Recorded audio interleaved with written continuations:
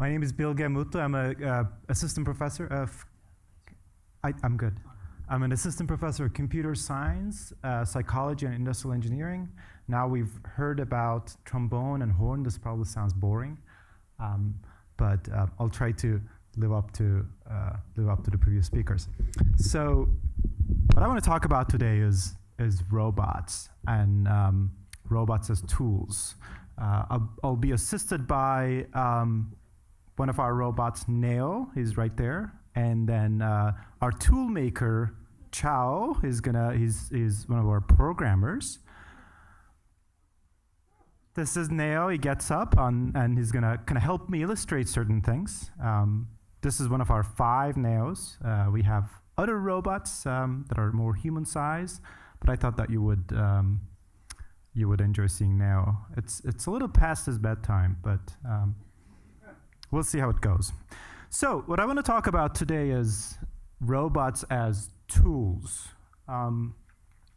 What's interesting about this theme and talking about robots is, if we go back to the origin of where the whole robot thing all started, it actually goes back to tools.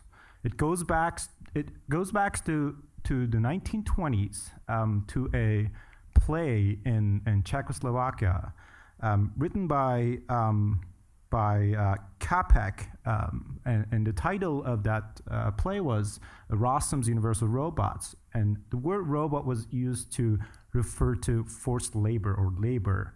So these were laborers that helped people in their homes and factories. They were kind of tools to achieve things that people wanted to achieve, help them do those things, right? This is the first time the word robot appeared in 1920.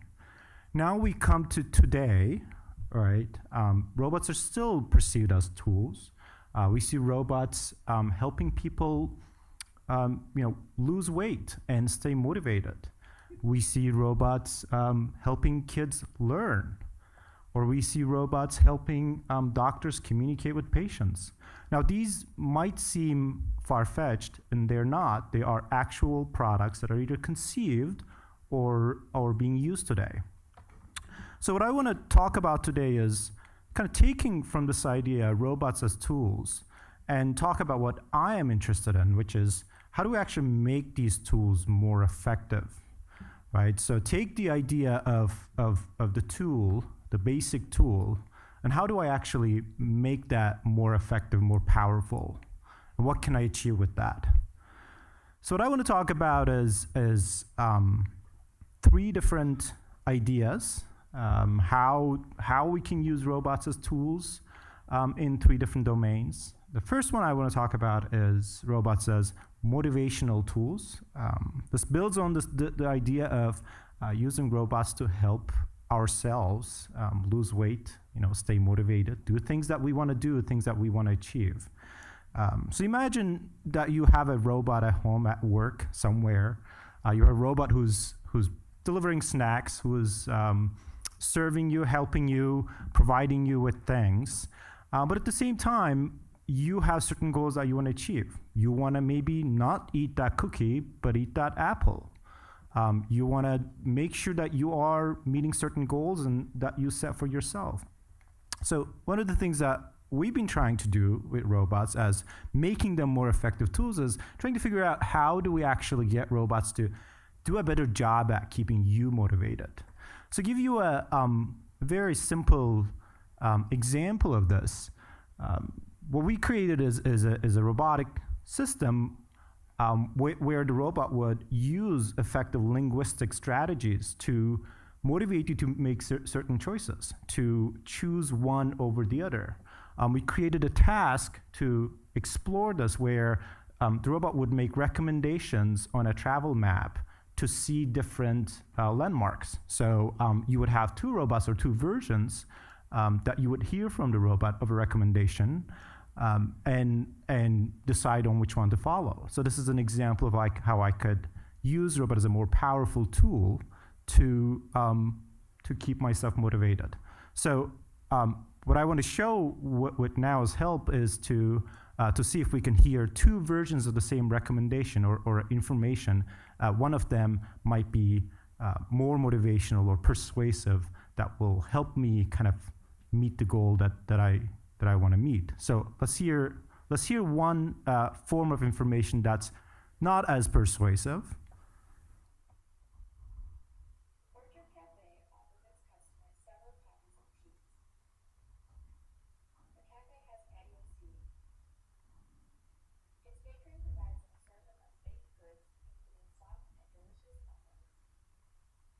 So what we heard there sounded like pure information. The robot sounded like it was reading it from somewhere. It said, gave information. It wasn't as fluent, didn't sound as expert-like or as kind of persuasive. So what we did is we built computational models of how are we going to get this robot to provide this information in a more persuasive way. So listen to the second version of this.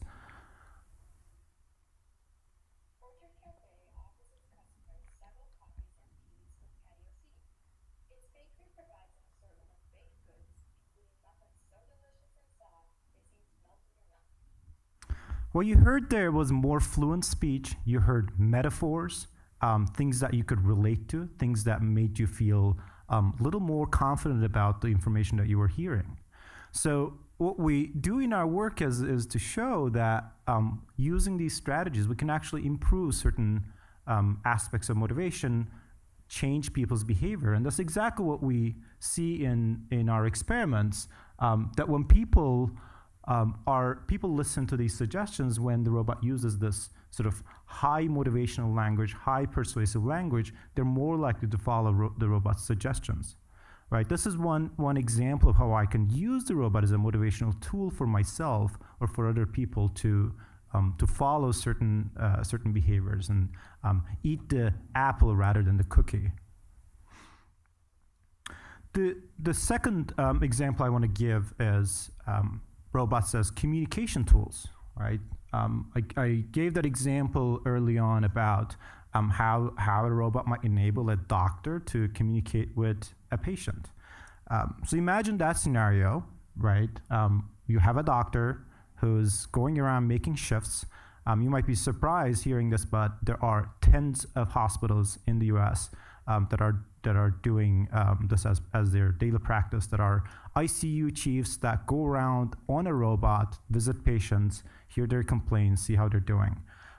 So what we want to do here is to understand what are certain elements of this interaction that will improve how the interaction is going, that will improve the doctor's effectiveness as a doctor or as a health provider. Among the several aspects that we explored, one very quick example, one very simple example that I want to talk about is, what if I have my robot to be at the patient's height versus higher, right? I can change the height of my robot. I can just design my robot to be anything, shorter or taller, bigger or smaller. So what happens when I have a robot that's tall versus a robot that's short? Right, that might make a difference because people listen to tall people more frequently than people listen to short people. Maybe it'll make a difference when they're talking to robots too. So this is exactly what we did. We did an experiment where people communicated over a shorter robot versus a taller robot. And what we wanted to do was to actually see if this idea of an authority figure talking to you, like a doctor talking to a patient, would make a difference in this two different circumstances. And what we found was very interesting. When the person talking to the robot, in this case it would be the doctor's role, if it was the taller robot, people had much more agreement when the leader or the doctor was on a taller robot. So if you're in a position of authority, you should never talk to people who are supposed to listen to you with a shorter robot, right? So there you go. If you want to talk to your employees, if you want to tell a patient that they should really take their medicine, you should talk to them on a taller robot. This is an example of how, as a communication tool, we can use robots as more effectively. The third example I want to talk about is robots as tools for understanding. So one of the ways in which we're using robots is try to understand things about interaction, social interaction, about the world, about what scientists try to understand, and use almost like using computers as tools to make music, using robots as ways to understand the world. So one very particular example I'm going to show today is from the area of social deficits. So if you know anything about social disabilities such as autism or aspects of traumatic brain injury, there are aspects of social communication that are impaired by these conditions. So one of the things that we're trying to do is help scientists, people who try to study these conditions, with robots as experimental stimuli. So the example that I'm going to give you today is how robots might be used to understand aspects of this sort of scientific problem, and look particularly at what it is that people with social deficits miss in social interaction, and can we use robots like our Neo here to do this exploration. So for this, we designed a very particular protocol. We created a experimental task where people played a guessing game. Imagine you have someone, they have objects laid out in front of the table, and they say, okay, I picked an item. Now you ask me questions and guess which item I picked. Okay, and people would say, well, is the item black or is it wood? What is it? And try to guess that. So what we found when we tried this protocol with people is that when people are asked anything about that object, people show this little behavior that is very, very subtle, right? So here I'm going to show you a video where the asker is going to ask a question, the guesser is going to provide an answer. So watch the guesser's, the asker's behavior. So he receives the question, and then he kind of glances at what he picked before to answer it. Is it black? Well, was it black? Okay, it's black, right? So you might think that, oh, this is one-off behavior, and here him doing it 22 times in one game.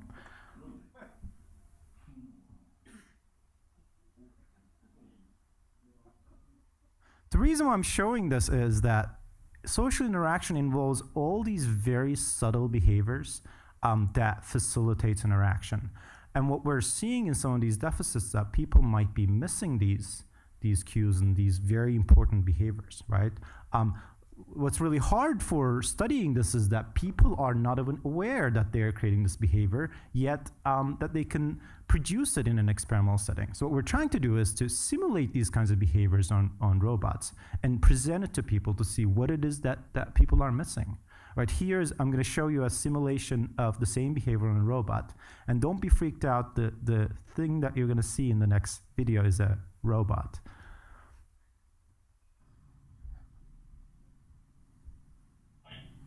Right, so the robot was asked a question, it kind of looked at it and answered. He's another robot. Right, it's showing the same behavior, so let's see now do that. Right, it would be asked a question, kind of quickly glance at it and provide an answer. Let's show it one more time. So what our data shows is that if you look at it, so the white line is typical people and red line is people with brain injury. When the robot produces this behavior versus not, typical people pick up on it, and they can identify, they can guess the picker's pick much faster than if it didn't show that behavior. But with brain injury, we're seeing that people are missing this information. Right? This is a very significant finding as what it is that seems to be missing or wrong, or what is the main deficit in these situations. So it's really allowing us to understand what it is that we didn't understand before in these scientific problems. So I'm going to leave it at those three examples. But at the end, I want to kind of conclude by saying that robots are kind of promised to be many things. Exercise coaches and teachers and communication devices. And by thinking about them as tools that will help us kind of achieve certain goals, help us become better in the things that we want to do, there are effective ways of using them. What we're trying to do is to see what those ways are. So as tools, they are kind of shaping how we are meeting our own goals. So with that, thank you.